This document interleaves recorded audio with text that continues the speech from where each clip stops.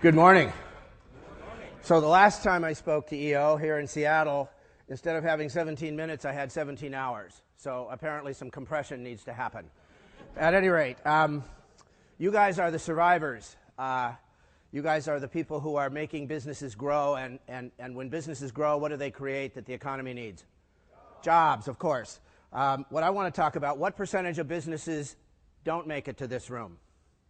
What are the percentage of businesses that go away? Roughly 80%. Roughly 80%. And when I was trained as a banker, that was a daunting figure. Why? I went through bank training at Seattle First National Bank here in Seattle, which was at the time, First was a very interesting bank. It was the 13th largest bank at a time when we had 13,500 banks. If you go to the rest of the world, when you don't see the rest of the world, you don't know, you think it's like your world, and then you go somewhere else. So I went to Canada. How many banks? 4. I went to Australia. How many banks? 4. I went to New Zealand. How many banks? 4. I went to South Africa. How many banks? 4. There's a pattern here. I went to the UK. How many banks? 4. All of those countries that I just named used to be part of what? The British Empire. That's exactly right. And then because the language that I studied over at the University of Washington for 4 years was Russian, I spent some time working behind what used to be the Iron Curtain. How many banks? 1. Run by whom? Someone said the government. I would have said the mafia, but perhaps they're synonymous. At any rate, point being, the guy that trained me, before I ended up at the bank, I ran a small business. It was here in Seattle. It was down on Elliott Way. We were jewelry making equipment and supplies. We did $17,000 in sales our first year. So we thought our business was small. Our banker was kind enough to inform us that, in fact, we were not a small business. We were a micro business, which does something quite special for your ego. And then a little bit over 3 years later, we did slightly over $9 million. So they said, okay, you're small. Well, shoot, that was big for us. At any rate, we had 36 months of record sales. What do you typically have in a business when you have record sales? Record expenses, yada, yada, yada. No. You have a party. You guys are like party people, right? Well, we discovered at the party we had no cash, which was not a problem because at the time when we started this business, we had a bank card, which at the time was prime plus 13, so it was a great rate. So we had a lot of parties, but we never had any money. And finally, I realized: is it possible? You've all been involved in businesses that you want to grow, or you've made them grow. Is it possible for a business to outgrow its owner? Yeah. What we all find is that we have to grow with it, don't we? It's important for us to grow with it. And the area that we saw, as it turns out for me and subsequently for a lot of people, was the area of finance. So anyway, that was the profile. So I built that business up. I sold it. I realized that it exceeded my ability to. My background is I'm a petroleum engineer by training. So you see how that ties into finance. At any rate, I went back. I sold the business, and in fact, it was interesting because I sold the business to. I had one of those days that I'm sure you've all had, which was basically for $1.50 you'd sell the damn business, right? It's a crappy day, and you're not focused like you're supposed to be from this morning, and you're thinking about all this other stuff. And we went in to see our banker, and our banker made a comment. We were sitting on the owner's side, our side of the desk, and he said, "Boy, one day I'd like to have my own business." And I thought, this is your lucky day. This is perfect. You can have ours. And the good thing is the bank already owns most of it anyway, so what the hell? So he bought our business, and he discovered that he was worse than us at running it. He's now back at the bank. He's a banker you'd want to find because he now has what? Perspective. He's walked a little bit in our shoes, and it's a little bit different, isn't it? Anyway, I took the money, went back to UW, got an MBA in finance, thinking I would understand how money flowed through a business. So let's see, the good news, I got the MBA. The bad news, I still didn't have a clue how money flowed through a business. But I thought, what the hell? I learned all there was to know about the capital asset pricing model, which I haven't used for 34 years either. But it got me an MBA, so I thought, what the hell? At any rate, armed with the MBA, I went back out. And once you've run a business, you all know this better than most people. Once you've run a business, it's kind of like a disease. And so it gets inside you. And I'm sitting there thinking, I'm going to do this again. But this was kind of in the early to mid 80s. The economy sucked. Well, actually, we thought the economy sucked. We didn't know what sucky economy was at that time, but we didn't have that perspective. But I was fussing around trying to start a business, which is hard when the economy's not very good. And finally someone said to me, why don't you just go get a job like all the other boys? That was Mom. And so I looked around, and of course nobody's hired in a recession, so I thought, geez, nobody's hired in a recession. I got to find someone who is stupid. So I thought, okay, banks. I'll go to a bank. And I went to Seattle First National Bank, and I said, I'd like a job. Now this is interesting because you'll all be able to identify with this. I said, I'd like a job. And they said, what can you do? And I said, well, I run a business. And they said, yeah, what can you do? And so I finally said, I have an MBA. And they said, okay, well, we'll hire you anyway. We just won't pay you.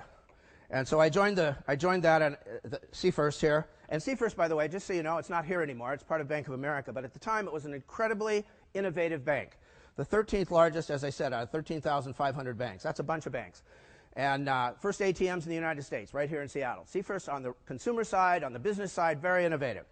So I went through, and they said, first you got to go through training. You got to go through training. I said, okay. So they put me through training for 6 months, which meant they shipped me all around. And they said, by the way, just so you know, you're on probation. Well, I didn't know what that was. And it says, well, if we don't like you, you're out. I said, okay, I got probation. And at the end, they said, you passed. And we were at the party that celebrates all the people who passed. And everybody was sitting there, and just like your parties, I'm sure there was a lot of everybody's talking at a cocktail reception. And all of a sudden I said, and someone came up to me and said, where do you want to work? And I said, small business. And everyone stopped and looked at me. And it was just this quiet. They were, by the way, focusing, apparently. And the senior person comes over. Everybody turned and looked, and you could hear this, in those days, the starch collars cracking. And the senior guy comes over, and he comes up to me, and he goes, boy, you don't want to be in small business. And I looked at him, and what am I thinking? I was thinking, don't call me boy. But the fact was, I said, yes, sir, I do. And he said, no, you don't, son. You want to be in big business. And we argued back and forth, and finally he said, okay, you're pretty stubborn. He said, I'll tell you what, we're putting you in small business, but it's going on your permanent record.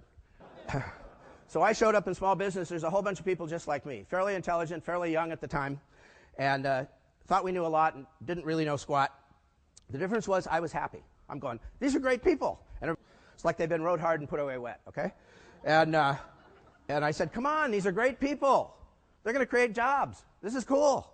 And finally someone said, haven't you heard? And it was like my little Tom Selleck voice went, oh my God, I missed a memo. I said, heard what? And they said, you know about small business. I said, uh-oh, you better tell me. And they said, didn't you know most of them are under what? Undercapitalized. Undercapitalized. Didn't you know most of them are undercapitalized? And you can say as much by your inflection as you can by the word itself. Undercapitalized. And I thought to myself, undercapitalized. Entrepreneurs.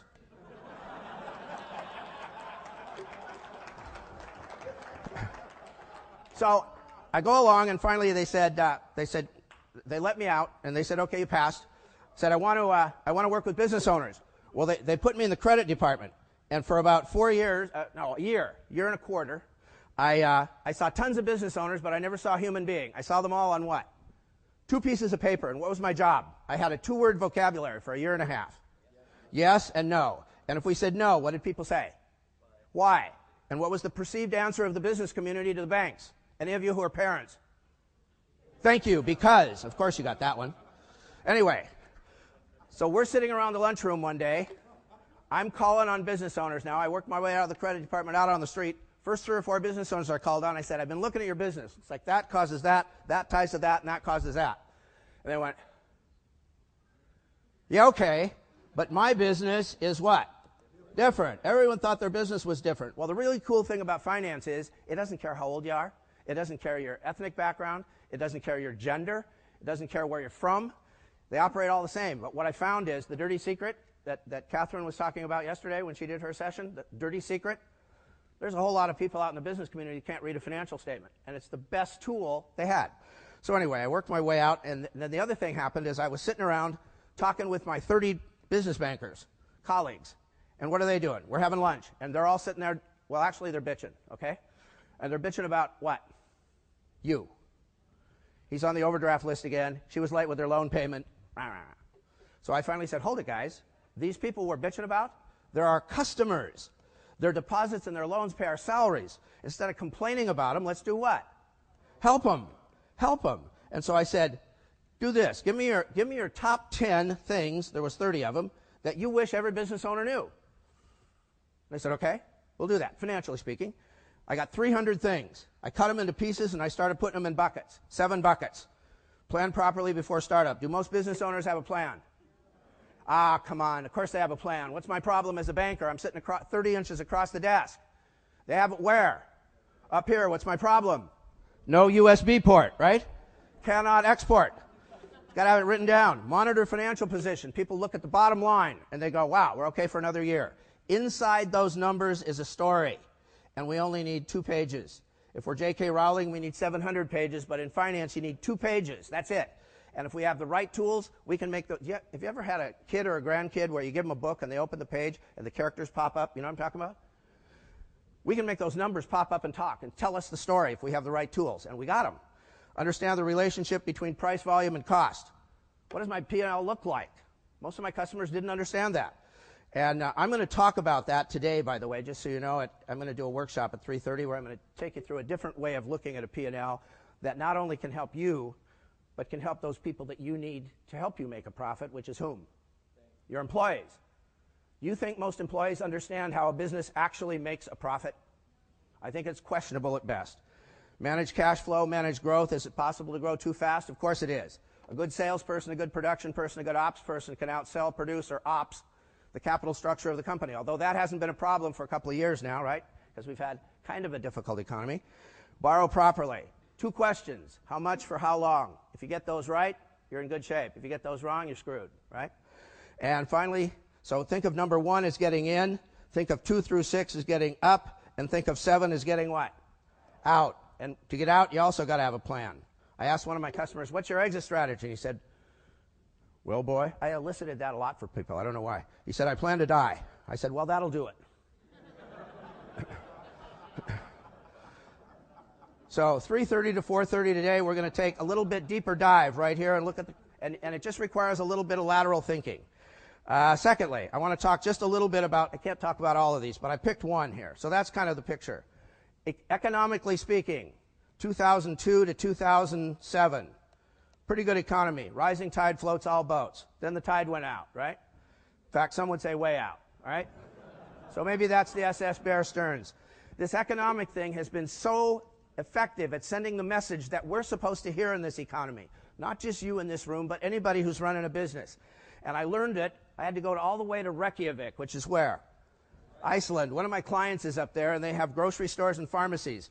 And you may remember in 2008, in September, the economy of Iceland did what they thought the U.S. might do. It crashed. And I was supposed to go up in November, so I called him and I said, hey, man, I read about you. He says, hello, Steve. They speak English as good as us, but they kind of have a German accent. Hello, Steve. We have crashed. I said, yeah, that's why I called. And he said, I'm supposed to be coming up in November. What's the deal? He says, well, we still want you to come. We just can't pay you. I said, well, I'll pass. But I'll come back in March. Let's talk in March. So I said, bring the bank's economist in. So we call in March, and he says, I've got Helge on the phone, the bank's economist. I said, hi, Helge. He goes, hello, Steve. He sounded remarkably similar.